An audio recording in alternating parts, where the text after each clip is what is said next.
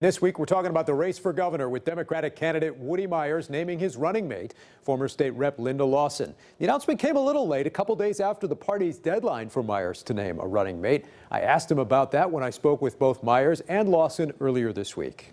What can you tell us about the selection process here? Well, it was rigorous, and it was actually a lot of fun to meet with and talk to as many people as I had a chance to talk to around the state. I got a lot of opinions from a lot of different folks as to what the most important characteristics were, and I had some fantastic conversations, and I believe it was a very deliberate process.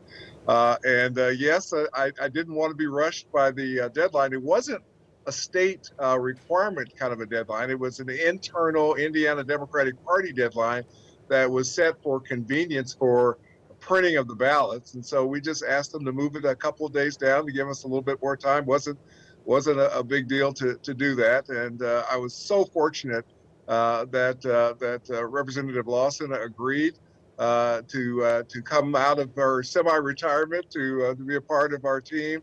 I couldn't be more excited. She's got a lot of energy, a lot of experience, and I think we'll make a great 1-2 punch on the campaign trail. You served many years in the General Assembly.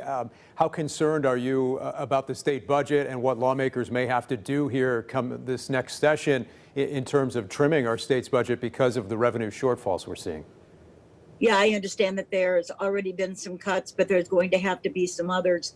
Most of the time, people sit down together and collaborate over those budgets. They're always difficult years, always. I remember sitting with the chairman of Ways and Means several times and trying to ask for things that meant a lot to my district. And it's way it always continues, and it's always that way, and it's always every 2 years.